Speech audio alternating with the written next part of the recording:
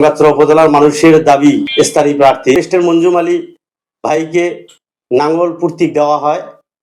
গঙ্গাচড়ার মানুষ অনেক ভোটের ব্যবধানে এই আসনটি জাতীয় পার্টির চেয়ারম্যানকে উপহার দিতে পারে। বহিরাগতকে আবারও পার্লামেন্ট নির্বাচনের জন্য আসনটি দেওয়া হয়, কিন্তু সে অনেক ভোটের ব্যবধানে হেরে। জাতীয় পার্টি এই গঙ্গাচড়া আসনটি আমি বুঝমান, যখন আমি বুঝি তখন থেকে এই আসনটি জাতীয় পার্টির আসন। কিন্তু এখানে বারবার স্থানীয় লোকের দাবি, গঙ্গাচড়া উপজেলার মানুষের দাবি বারবার স্থায়ী প্রার্থী। এটা বিগত দিন থেকে দাবি করে আসার পরও সফলতা অর্জন করতে পারেনি। 2024 সালে পার্লামেন্ট নির্বাচনে এখানে বহিরাগতকে আবারও পার্লামেন্ট নির্বাচনের জন্য আসনটি দেওয়া হয়, কিন্তু সে অনেক ভোটের ব্যবধানে হেরে যায়। আমি মনে করব জাতীয় পার্টি যেহেতু আমি করি বা এলাকার আমাদের গঙ্গাচড়া আসনটি শতভাগ মানুষ জাতীয় পার্টিকে ভালোবাসে। এবারও গঙ্গাচড়া উপজেলার জনগণ স্থায়ী প্রার্থীকে চাওয়ার জন্য মাননীয় চেয়ারম্যান সাহেবের কাছে অনেকে আবদার করেছেন।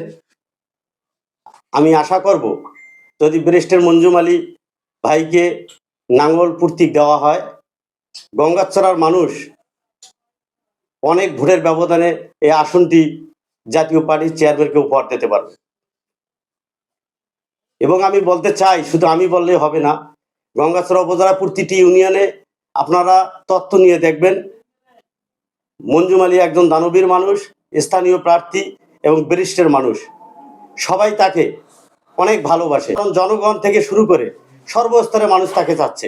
আমি আশা করব মাননীয় চেয়ারম্যান সাহেবকে 2024 সালে যেহেতু এখানে নাঙ্গল হেরে গিয়েছে, এই আসনটি রক্ষা করতে হলে ব্যারিস্টার মঞ্জুম আলী ছাড়া আর কোনো বিকল্প। মেয়র মোস্তাফিজা আমাদের রংপুরের জাতীয় পার্টির কর্ণধার, তাকেও আমি বিশেষভাবে আহ্বান করব যাতে জাতীয় পার্টির এই আসনটি রক্ষা করতে হলে ব্যারিস্টার মঞ্জুমকে আসনটি নাঙ্গল প্রতীক দিলে ইনশাআল্লাহ ব্যাপক ভোটে আমরা জয়ী হব। আমি মোহাম্মদ শাহ আলম, গঙ্গাচড়া উপজেলা জাতীয় পার্টির যুগ্ম আহ্বায়ক, মনা ইউনিয়ন জাতীয় পার্টির সদস্য সচিব।